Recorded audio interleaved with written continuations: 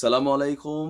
আমি নাইম পালা শুনি আপনারা। আজ আমি সিলেটি হইরাম কিতার লাগিয়া আজ আমি যার খবরটা হইতাম আপনারা অলরেডি শুনছেন মনে অনেকে আছেন। তো আমি এই খবরটা শুরু করার আগে একটা কথা আপনারা হইতাম ভাই। আমি জানি না যে হঠাৎ করিয়া আমার বাংলাদেশের বাই অগলতের বা বোন অগলতের কিতা হইল।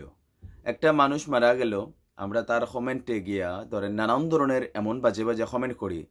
আমরা যদি বালা মুসলমান হইতাম আর আমরা যদি ইসলামের অন্তরে ধারণ করতাম, আমরা যারা চাই যে ইসলামের আইন এই দেশে চালু হোক, আপনারা চাইরায় তা আপনি কি ওটা হননি যে আইজ যেই মানুষটা মারা গেল আওয়ামী লীগ হইছে ইতার লাগিয়ে আপনি বাজে কমেন্ট করতায়, খাইল বিএনপির একজন বললে আওয়ামী লীগের তারা যদি আপনার ওই পোস্টে যাইয়া বাজে কমেন্ট করে আপনি কি তা খুশি হইতায়নি? যেই মানুষটা মারা গেল তার আর কোনো দল আসেননি, আপনি ওটা হন ভাই। জি হয়, মানুষ তার বালা খাম করলে মানুষ মরার পরে বালা হয় আর খারাপ কাম করলে খারাপ হয়, ওটাই তো।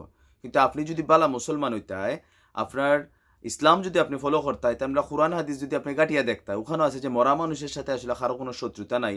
তারপরেও আল্লাহ আমরা হেদায়াত করুক। আমি আমার কথা কইতাম ভাই, আমি আওয়ামী লীগ করি, ওটা ইম্পর্টেন্ট নাই।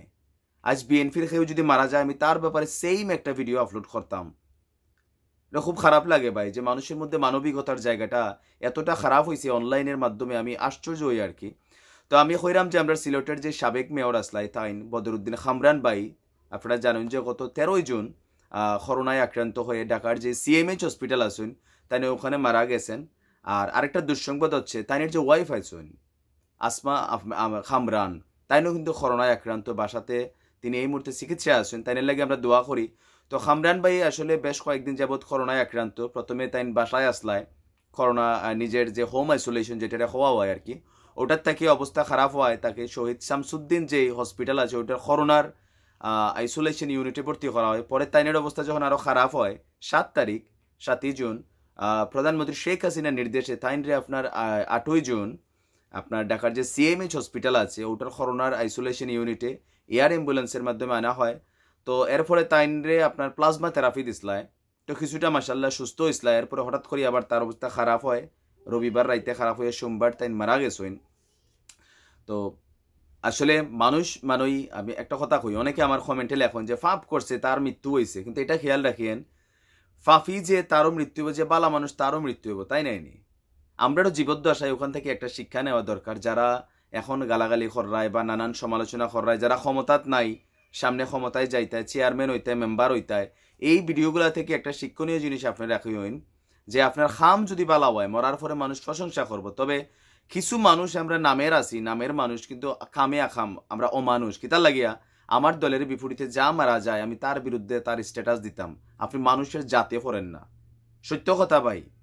একটা মানুষ মারা গেছে, তার কর্মের লাগিয়েতে আল্লাহর জিম্মাত গেছে, যদি তে বালা মানুষ হইতে জান্নাত যাইব, খারাপ হইলে জাহান্নাম যাইব, এটা তো কোরআনে আসইন।